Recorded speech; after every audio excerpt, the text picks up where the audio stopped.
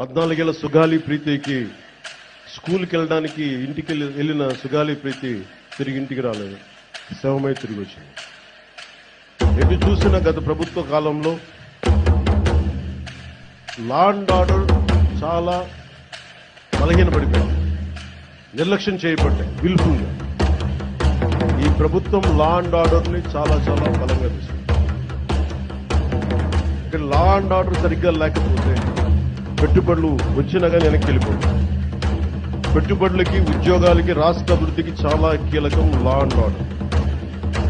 అన్ని సభల్లో అధికారులందరికీ కలెక్టర్ సదస్సులో ఒకటే చెప్పాం, లా అండ్ ఆర్డర్ చాలా చాలా బలంగా ఉన్నారు. ఒక ఆడబిడ్డ ఇంట్లో నుంచి బయటికి వెళ్ళి క్షేమంగా తిరిగి ఇంటికి వెళ్ళాలి, ఆ స్థితిలో ఉండాలని మేము కోరుకుంటాం. సో లా అండ్ ఆర్డర్ని సరిగ్గా కనుక మనం చేయకపోతే ఏ స్థాయి గొడవలని వెళ్ళిపోతాం. అందుకని